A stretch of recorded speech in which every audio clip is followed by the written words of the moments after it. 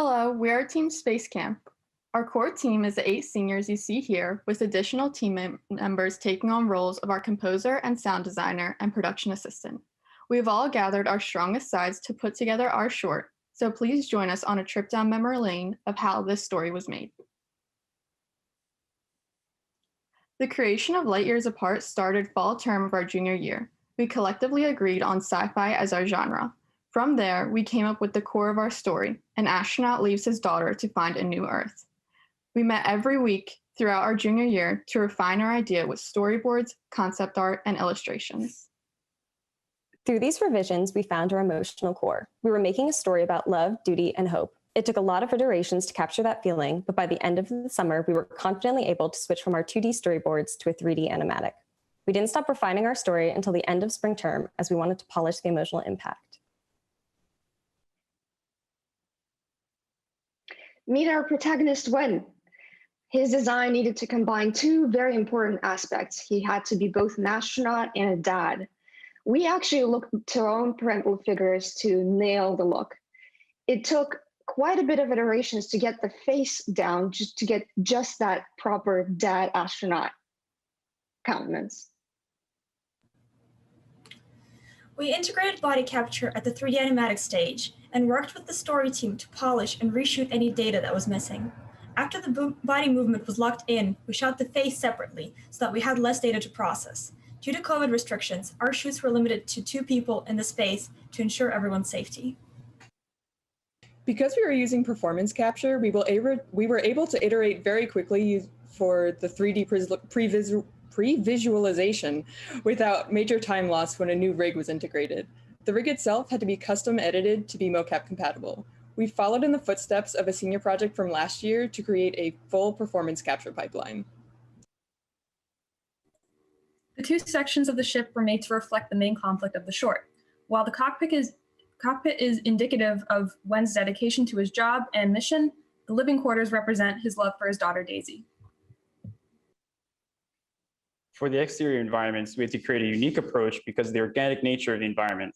To simulate this, we used a variety of techniques such as instancing, dynamic simulations, and procedural models to create the asteroid belt, the planet, and the flower field. All of this, in the end, hinged on our production management. We had an extensive folder and spreadsheet structure that helped keep track of all the moving parts. We've also used a flexible production pipeline that allowed rapid iteration over the course of the project.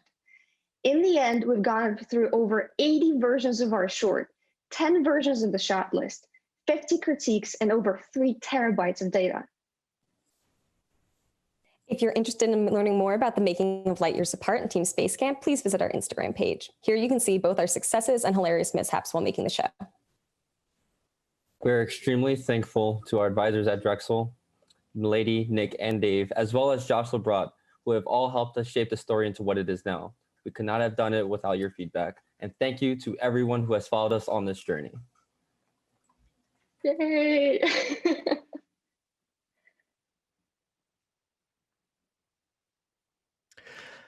Wow.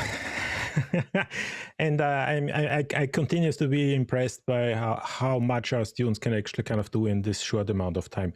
But I'm not going to be the one who is going to babble along here.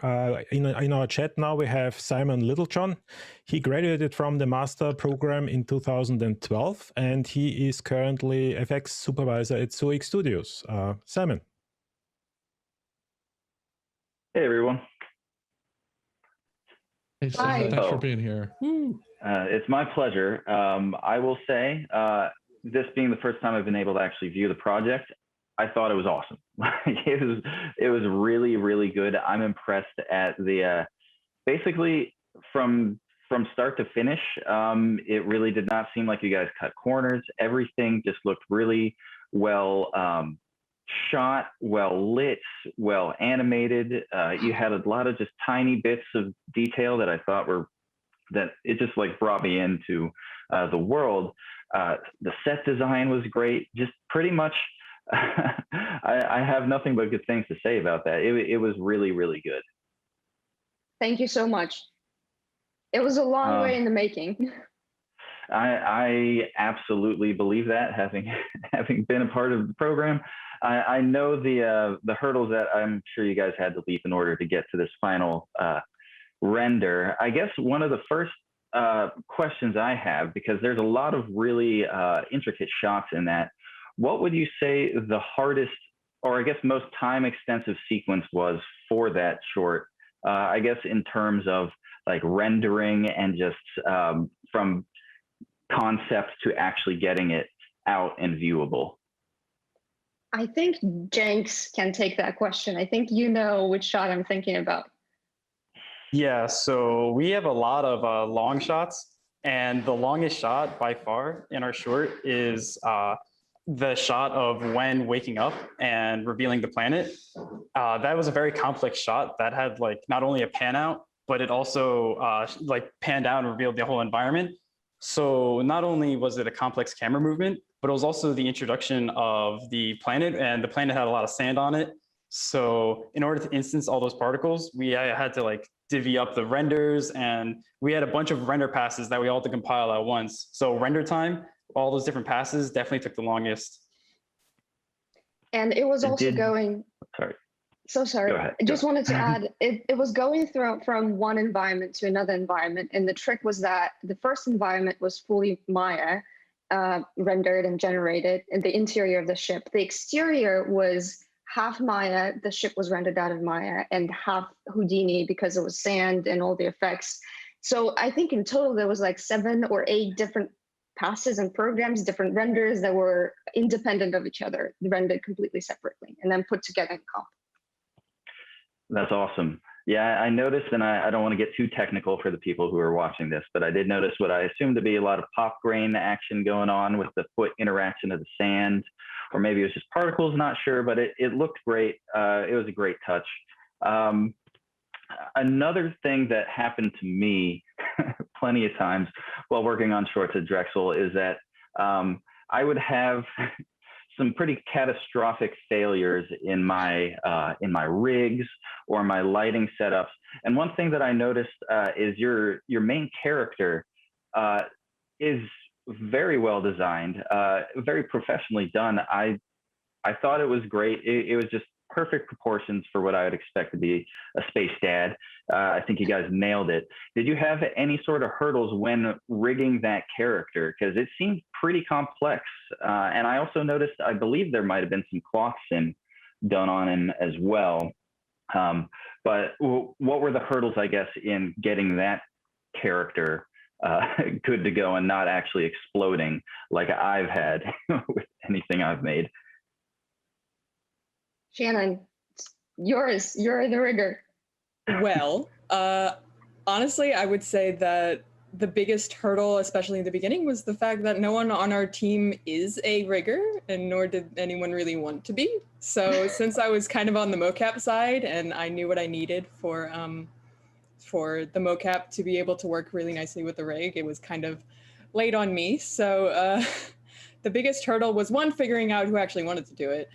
And then 2, trying to figure out how to get the motion capture to drive everything, but also make it animator friendly enough that if we need like a hand to go just a little bit further, we could push that and give it that kind of flexibility. Yeah, since we had to take it through the whole performance capture, it involved the face capture, the body capture. It had to be compatible. It had to be animatable without the motion capture. So it was like a very complex thing, and we totally owe it to Shannon and Alex for figuring that out. Well, you guys nailed it. Yeah, absolutely. I second that, Simon. And an incredible project, and really well done. And from start to finish, it's been a pleasure to watch this project progress on your social media feed, and how quickly you got down such a rich level of detail and world building. Really beautifully done, and a lovely film. So thank you all. Thank you, Simon, for joining us so much. I really appreciate your time. We all do. Can I say one word? I unfortunately misnamed one of our team members. It's Ara. Just wanted to clarify that so nobody gets confused. Wanted to do due diligence. She's fantastic.